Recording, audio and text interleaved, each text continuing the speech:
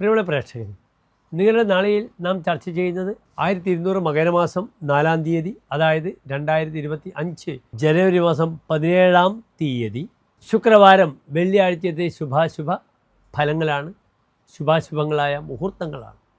വെള്ളിയാഴ്ചത്തെ പ്രാദേശിക സൂര്യോദയം തൃശ്ശൂരിൽ കാലത്ത് 6:51-നും അസ്തമയം വൈകിട്ട് 6:19-നുമാകുന്നു.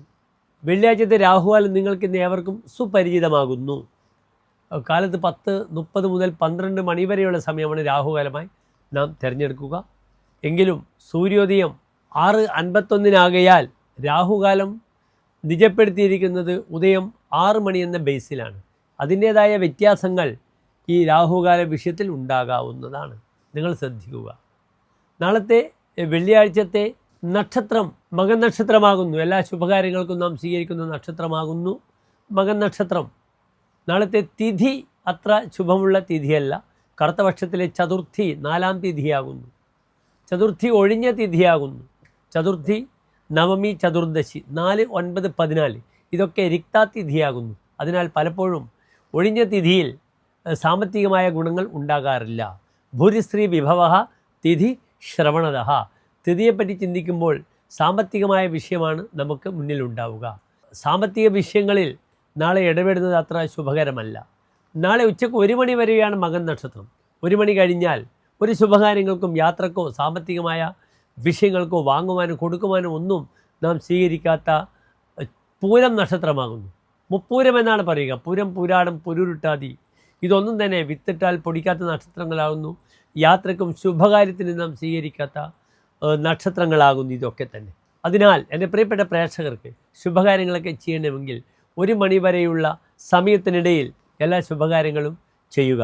പ്രത്യേകിച്ച് കാലത്ത് 8:45 മുതൽ 10:15 വരെയുള്ള സമയം എൻ്റെ പ്രിയപ്പെട്ട പ്രേക്ഷകർക്ക് എല്ലാ ശുഭകാര്യങ്ങൾക്കുമായി നീക്കി വെക്കാവുന്ന നല്ലൊരു സമയമാകുന്നു.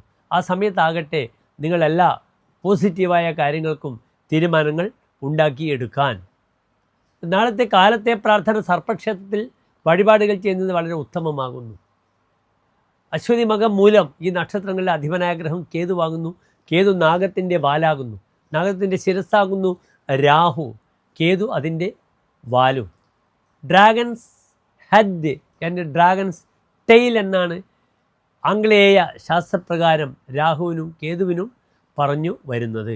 എല്ലാ പ്രിയപ്പെട്ട പ്രേക്ഷകർക്കും കാലത്ത് നാഗപ്രീതിയും വൈകിട്ട് പൂരം നക്ഷത്രമാകയാൽ ദേവീക്ഷേത്ര ദർശനം വളരെ നല്ലതാണ്.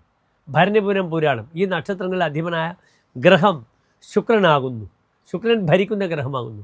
നാളത്തെ ദിവസത്തിന് സവിശേഷത എന്തെന്നാൽ നാളെ വെള്ളിയാഴ്ചയാകുന്നു. നാളത്തെ നക്ഷത്രവും 1 മണി കഴിഞ്ഞാൽ പൂരം നക്ഷത്രമാകുന്നു. അതിനാൽ ദേവിയുടെ അസാധ്യമായ ചൈതന്യം ഈ ദിനവും ഈ നക്ഷത്രത്തിനും ഉണ്ടാകാം. അതിനാൽ വൈകിട്ട് ദേവീക്ഷേത്ര ദർശനം നടത്തുക, ലളിത സഹസ്രനാമം പ്രാർത്ഥനയാകുക. അതേ രീതിയിൽ ദേവി മഹാത്മ്യം അല്ലെങ്കിൽ മഹാലക്ഷ്മി അഷ്ടകം ഇതൊക്കെ തന്നെ ദേവീപ്രീതിക്ക് ഏറ്റവും സഹായകരങ്ങളായ മന്ത്രങ്ങളാകുന്നു. നാളത്തെ സായാഹ്നം ദേവീക്ഷേത്ര ദർശനത്തിനും ഈ വഴിപാടുകൾക്കും മന്ത്രം ജപിക്കുവാനുമായി എൻ്റെ പ്രിയപ്പെട്ട പ്രേക്ഷകർ ആ സമയത്തെ ഉപയോഗപ്പെടുത്തണമെന്ന് അഭ്യർത്ഥിക്കുന്നു. നന്ദി, നമസ്കാരം.